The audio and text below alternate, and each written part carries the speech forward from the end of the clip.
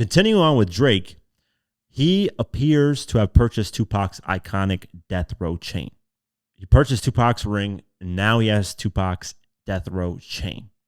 And I know Kendrick Lamar is not a fan of this, and a lot of people really aren't a fan of this.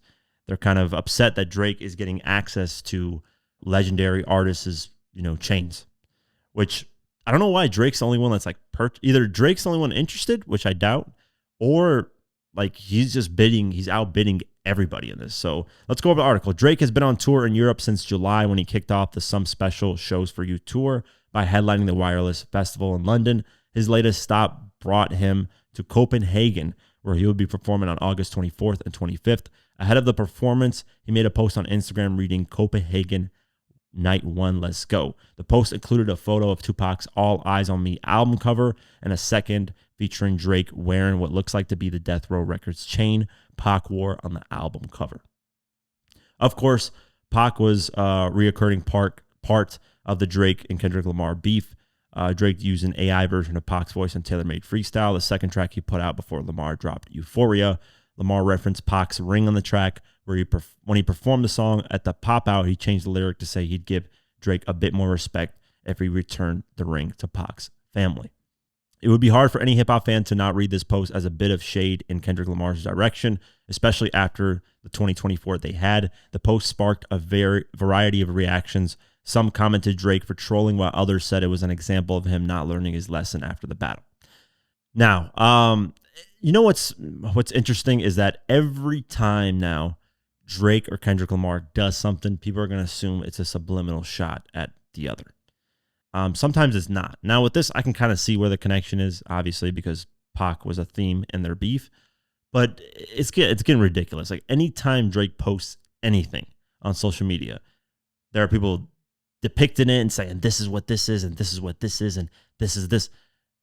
It's just gotten out of hand. It's getting to the point where it's gotten super corny. And speaking of corny, Drake doing that Bobby Altoff second podcast interview, super corny. Like Drake, I get Drake doesn't like hip hop media for whatever reason. I don't know what's the reason for that. I guess because hip hop has turned on him in some way.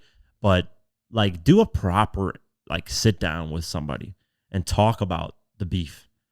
Talk about what's been going on. Like the Rap Radar interview from 2019, late 2019. Like that was really dope, man. We got a different side of Drake. Like do those type of sit downs. Don't do a Bobby Altoff one. It's so corny. It's like, maybe they might talk about something interesting, but it's just the first one was garbage. It was dookie water. It was like two sissy girls talking to each other. It's just stupid. I think the second one's going to be just as bad. I mean, I would be genuinely surprised if Bobby actually asked them about the beef. That would be like good on her part, at least. Shout out to her if she actually does that. But yeah, that rubbed me the wrong way as well. I was like, this is so stupid. But this Tupac thing, right? You don't know if this stuff is being bidded and Drake's just outbidding everybody and that's how he's getting it, or he has exclusive access to people who have this type of merch and Drake's just like, hey, I want to buy it.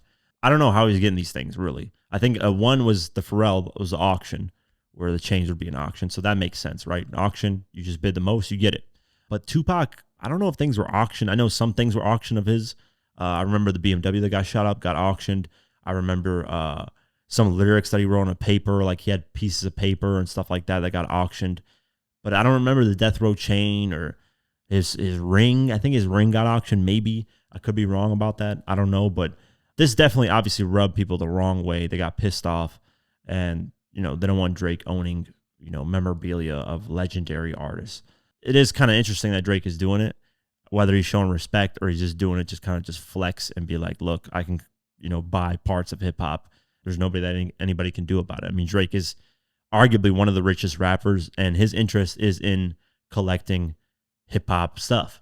Because if anybody had the money to do this, it would be Jay-Z that could buy, old hip hop stuff. Yeah, but who knows, man? Some of the stuff, I don't think 50's ever pawned or like auctioned off his stuff. I'm surprised Pharrell did because Pharrell's got money, so I don't know how that worked or why he did that. But I don't see Drake owning pieces from artists that are alive. Let's just say that. But owning pieces of people that are dead, yeah, the state might end up auctioning it off, selling it, then you can buy it. But somebody like alive saying, hey, like for example, like, you know how Drake made that spinner chain that looked like the G-Unit spinner chain? If 50 was like, hey, I'm going to give it to Drake, that's a little bit different. You get a different level of respect if an artist does that. But as far as like, you know, buying someone's dead, like someone that's dead, their stuff, it's cool. I mean, if I had the money to do that, I would. Let's just say that I wouldn't buy like, you know, artist dead stuff, but I would buy like stuff that like, you know, that I really wanted to get. Obviously, if you're really rich, you just buy stuff sometimes. You just want to own certain pieces. Like for me, I would like to, I'm a Dragon Ball Z card collector. I know it's random as fuck. I started collecting them when I was really young. I didn't know what ultra rares are. So ultra rares in the score one, because there's different manufacturers, but the score one was the first Dragon Ball Z card game that ever started. I never learned how to play the actual card game. I just like the cards and I like Dragon Ball Z. So I ended up collecting, and I never had an ultra rare until I realized later on I did have one, and I pulled it out of a pack. But now I have a few ultra rares, and to buy like the booster boxes and the actual packs is really hard because this is old stuff. This is stuff that's printed in 2000, 2001, 2002, 2003. So it's very expensive. So sometimes I'm just like, man, I wish I had money just to buy an ultra rare from somebody. That way I can complete my collection. And some of these cards are going for $3,000, $5,000, $10,000, and I do not have that money. I think the most I've ever spent on a card is about $300, and even that to me was a lot.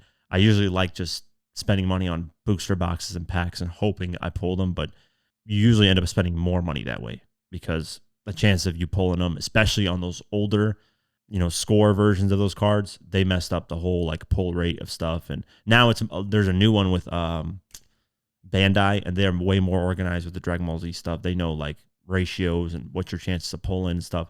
Back then, they fucked it all up. There's no ratio of when if you got it, you're lucky, and that's it.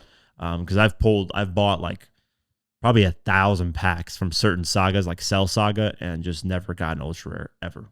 And you got to think 1,000 packs. That's easily at the time when I bought them, easily $1,000 to $1,500. And I remember back when I bought these, I was 15, 16 years old. I was making money off my hip hop website. So I would just blow money on that. That's all I would blow my money on. I wouldn't save shit. I would blow it on just the dumbest shit. SMS audio, 50-cent headphones, $400. I bought some like Louis Vuitton shoes for $700 that I outgrew within like a year or 6 months. Ended up just giving them away. Just dumb shit I would buy. But yeah, like if I had money, like I can understand why Drake's doing this. This is probably something that he's always wanted to do, is always found interesting doing. Because before he was famous, he bought Pusha T's old microphone. So clearly he likes hip hop memorabilia and he wants to collect it. And at this level, you know, he can pay whatever price, and he's a billionaire basically. So to him, it's not a big deal if he spends $5 million or even 10 or 15 on something, because he'll make that. He'll recoup that back literally in a month or less than a month. But yeah, I can understand why people have, you know, insane outrage about it.